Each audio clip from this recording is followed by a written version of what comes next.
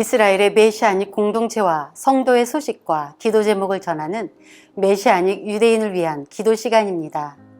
첫 번째는 하이파에 있는 메시아닉 노인 요양시설 에베네셀 홈에 코로나 변이 바이러스 오미크론이 퍼졌다는 소식입니다. 현재 이스라엘은 2022년 1월 코로나 신규 확진자의 수가 2021년 전체 확진자의 수를 넘어서며 폭발적으로 코로나가 확산되고 있습니다. 이러한 대규모 확산은 하이파에 있는 메시아닉 요양시설 에베네셀 홈도 피할 수 없었습니다. 에베네셀 홈은 메시아닉 유대인이 운영하는 노인 요양시설로 이곳에서 생활하는 어르신들은 예슈아를 메시아로 믿는 유대인과 아랍인이 모여 생활하고 있습니다. 에베네셀 홈의 관계자에 따르면 코로나 확진자 중 한 명을 제외한 모든 이의 건강 상태가 양호하며 집중치료 병동으로 이송한 한 명 또한 기저질환으로 인한 선조치라고 전해주었습니다. 에베네셀 홈에서 코로나 집단 감염은 처음이라고 하는데요. 방문객이 있을 때도 밖에서 면회를 하고 건물 내 층을 분리해서 자체적으로 코로나 확진자를 케어하고 있었습니다. 이들이 이렇게 한 이유는 국가에서 운영하는 코로나 선별 병원의 단점 때문인데요. 수많은 인원으로 인해 관리가 잘 안 될 뿐만 아니라 병원에서 치료를 마치고 돌아온 어르신들이 병원에서 받은 정신적 스트레스로 고통받기 때문입니다. 이번 집단 감염 이후 에베네셀 홈은 앞으로 2주 동안 강도 높은 관리에 들어갈 예정입니다. 이전에는 메인 홀에 모여 다 같이 식사를 했다면 이제는 룸서비스 형식으로 전환하여 어르신들이 계시는 방으로 식사를 전달해 드리고 식기 또한 일회용으로 전부 교체할 예정이라고 합니다. 에베네셀 홈의 관계자는 앞으로 2주가 가장 힘든 시기가 될 것이라며 어르신과 에베네셀 홈을 섬기는 모든 이가 버틸 수 있는 힘을 위해 기도해 달라고 했습니다. 에베네셀 홈을 위해서 기도해 주십시오.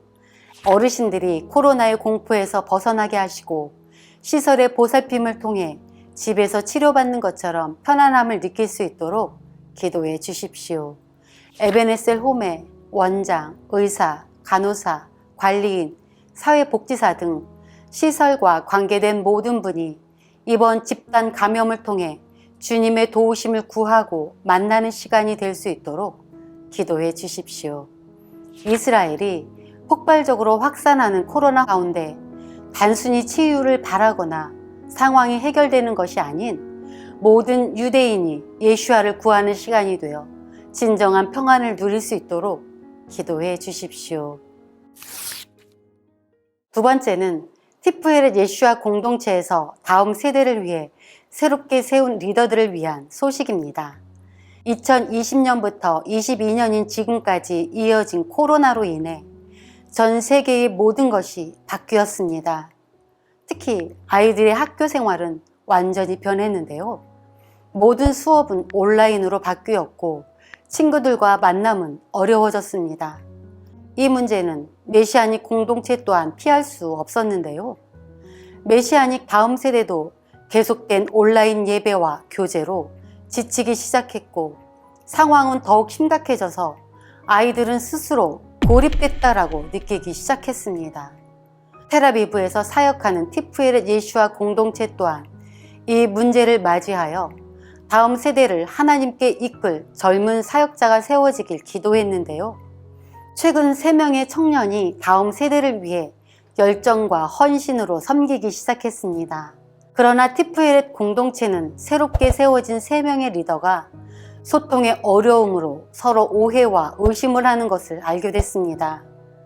3명의 리더가 겪는 이 어려움은 이전에도 있었던 일입니다. 그렇기에 티프헤렛 공동체는 이 문제를 두고 사탄이 다음 세대를 취하려는 영적 공격이라고 말하며 이번 사건이 꼭 예슈 안에서 해결돼야 할 일이라고 했습니다. 여러 명의 리더가 서로 소통하고 뜻을 하나로 모을 수 있도록 그리고 예슈아를 따르는 다음 세대 아이들을 위해서도 기도해 주십시오. 3명의 리더가 성령님의 지도 아래 서로가 이해하고 연합되는 것을 배울 수 있도록 그리고 오직 주의 사랑으로 연결될 수 있도록 기도해 주십시오. 이번 사건을 통해 티프에렛 예슈아 공동체 가운데 영적 돌파가 일어나게 하시고 야고보서의 말씀처럼 말하기는 더디하고 듣기는 속히 하는 공동체가 될 수 있도록 기도해 주십시오.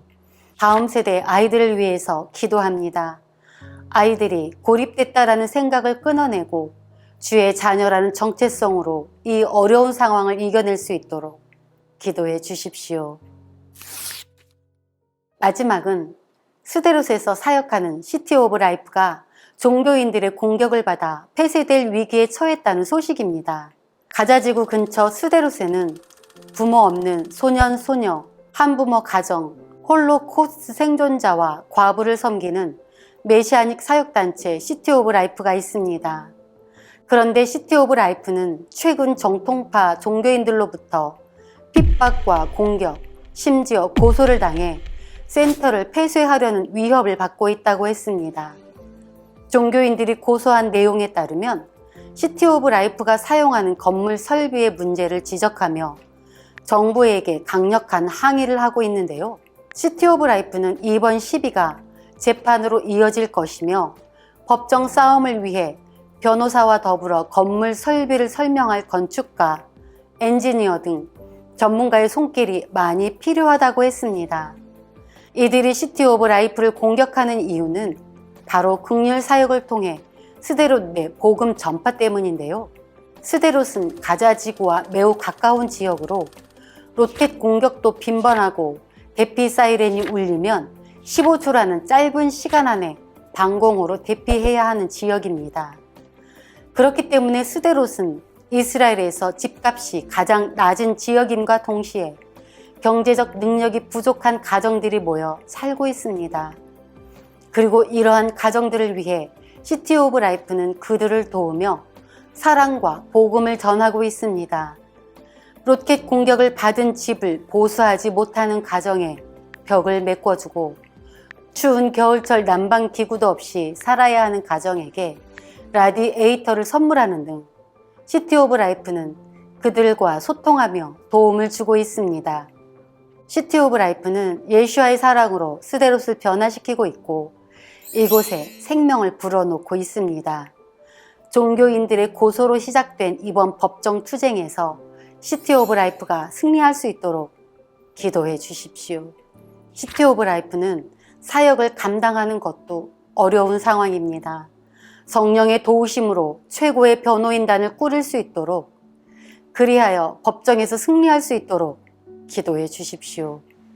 이번에 시티 오브 라이프를 고소한 종교인들을 위해서도 기도합니다. 사울이 다메섹에서 주님을 만난 것처럼 종교인들 또한 이번 사건을 통해 예수와의 몸된 교회를 볼 수 있게 하시고 눈을 가린 수건이 거칠 수 있도록 기도해 주십시오. 모든 전쟁은 주님께 속했으니 예수와께서 이번 전쟁을 승리로 이끄실 것을 믿습니다.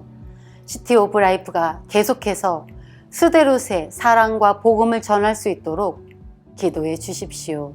이스라엘의 회복과 메시아닉을 위해 항상 함께 기도해 주시는 시청자 여러분 감사합니다. 이번 주 메시아닉 유대인을 위한 기도 시간이었습니다.